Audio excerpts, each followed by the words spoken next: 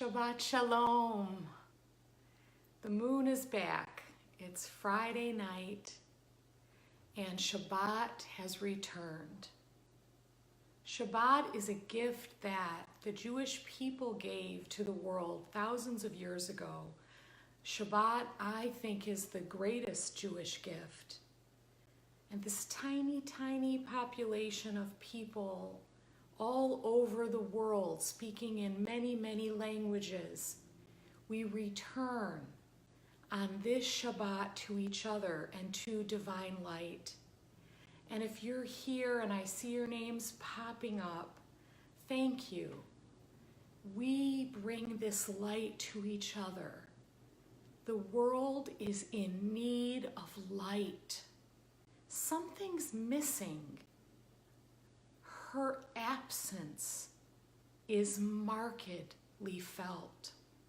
The absence of feminine light. My work is through the story, the myth of Eve. The myth of Eve is the epic story of how the light of women was constricted thousands of years ago and ever since, through the shaming of Eve and every woman who came after her. And so we are awakening women and men to our divine power. In Michigan, we have elected all women, governor, attorney general, judges, everybody's a woman because something's missing. And we are finally able to name it and claim it. This is Shabbat, which is the time when divine feminine light breaks through. We have had a world of a week, again with violence, again. We are a world down on our knees. The question I posed is a big one. Can women save the world? The answer is yes. It's not women, it's feminine light. I want you to think of someone who loves you just because you were born. You don't have to earn her love. It could be a male, but consider maybe your grandmother, your great-grandmother. Someone who loves you just because you breathe. This is the feminine light that comes to us. And she has two truths that she sang to our universe because we are in trouble. She sang one from The Wizard of Oz. Pay no attention to the man behind the curtain. Do you remember the story? Pay no attention to the one that's trying to fill you with fear and control you and manipulate you. Actually, he's nothing. He's puff of air. He's distraction. Pay no attention. What should you do instead? Please come home. Like the mother who's waiting for her children, come home to this beautiful water planet. We are meant to live at home here. There is a great disruption in the world. There is a lot of people behind that curtain and a lot of energy and forces that we need to pay no attention to. Women have a role in this because we are out of balance. To reset this patriarchy, to bring women and women's ways and feminine light, collaboration, compromise, circles, to come together, problem solve, because there is enough. There is enough power and energy and food and light and God knows love to make a home here. And all of this truth is what we bring to ourselves on Shabbat. Ladies, gentlemen, pay no attention to the man behind the curtain. Please, come home. On Shabbat, we light candles. We bring the light towards us. We remind ourselves of truth. All around us are lies. Bullets, bullets, bullets. Lies. Truth. You are meant to live in peace. Peace in your home. Peace in your heart. Peace in our cities. Peace in our country. And if you're watching this, I believe you are being called to be a peacemaker in whatever way you're compelled to recenter yourself in your truth, no one else's truth, your truth. And my truth is that women are here to lead the way. And I'll tell you one story. And if you've been watching this, and now I feel like we have a community of people who are watching this, I'll tell you one way that we can be a community. Take an orange and put it on your Shabbos table. The story is this, of this orange, this beautiful protest fruit. A rabbi was asked if a woman can be a rabbi, if she can stand on the altar and be a leader of prayer, stand in the body of Israel and pray on behalf of the body of Israel. And he said, a woman belongs on the bima, the altar, like an orange belongs on a Seder plate. What he meant was, and he might have just referenced it on the spot, it doesn't. Why would an orange be on the Seder plate? And so, all over the world, people now put oranges on their Seder plates to stick it to that rabbi to say, you know what? Women belong on the bima. You know what? Women belong in Congress. You know what? A woman belongs in the White House. And she's coming because you know what else? We're no longer asking permission. We are moving on. Martin Luther King stopped asking. Rosa Parks stopped asking. There comes a time when you take peace. You grab your peace. And that is what we're doing now. Peace as a verb. I ask you to join me in grabbing your peace. Pay no attention to the man behind the curtain. Instead, please come home.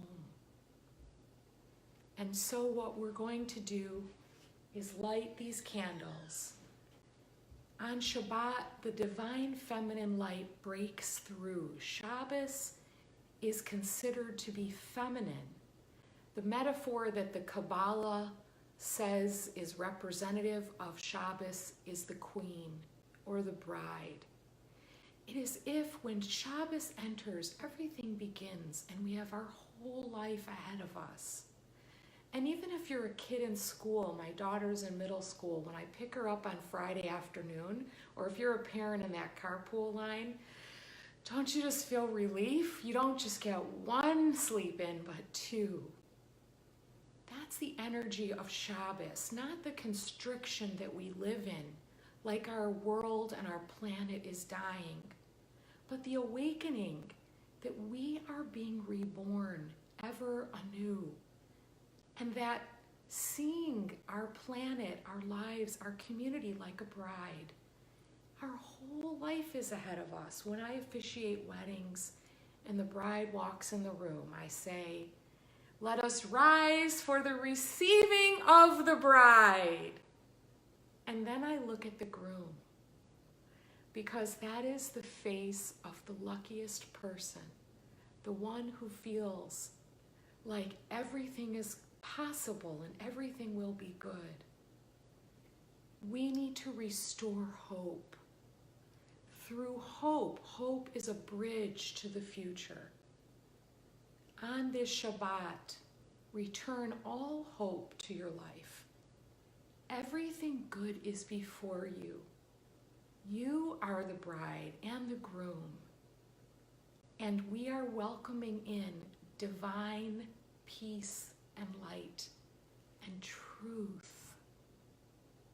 And so we do this by bringing the light 3 times in concentric circles. I'll say the prayer, you can say any prayer you want. And if you have candles, just light them. Shabbos isn't just for Jewish people. It's a way to bring the light down from the feminine divine to our beautiful, radiant, gorgeous, vulnerable, and struggling world. So I'm going to light the lights.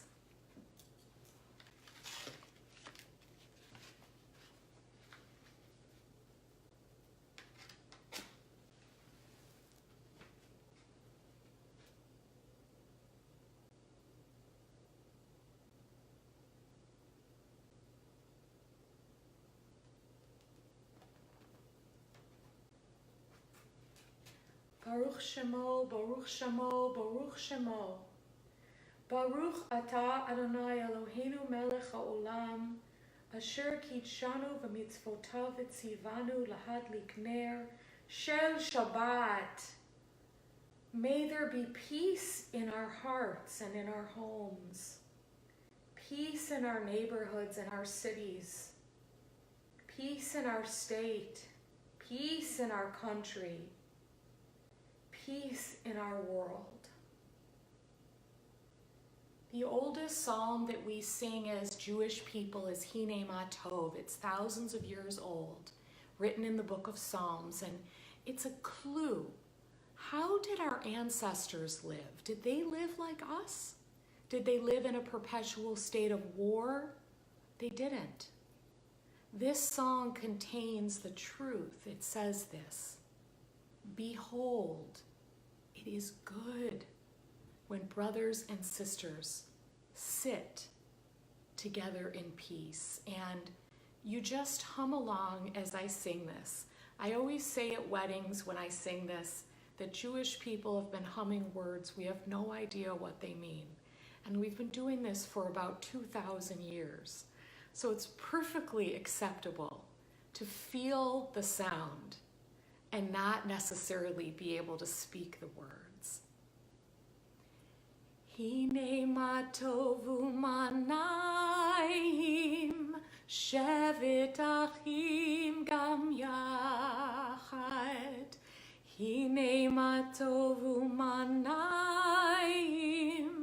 shevet achim gam yachad. Hine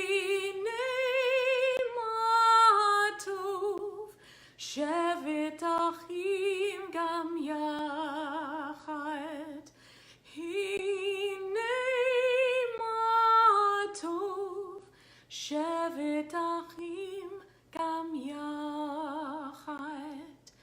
Hine ma tovu manayim, shevet achim gam yachad. Hum with me.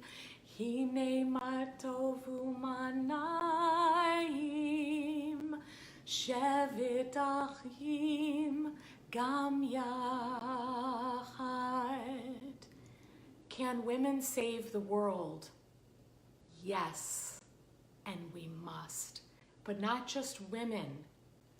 Feminine light, the reworking of the balancing. Perhaps patriarchy had its time, I'm not sure. But a new time is being asked to bring in a collaborative, collective, Mother Earth energy. And you can feel this just by calling into yourself the light of someone living or dead who loved you just because you were born. That is our natural state, unconstricted, expansive, and abundant. Anything else is not true. We must return the world to its natural state. On this Shabbat, I wish you rest. abundance, relaxation, rejuvenation, truth, power, and light. From the bottom of my heart, thank you for sharing this forum with me, for allowing me the privilege of connecting with you through Facebook. Thank you, thank you, thank you. And now I'm going to blow you a big kiss and wish you Shabbat Shalom. Good Shabbos, my friend.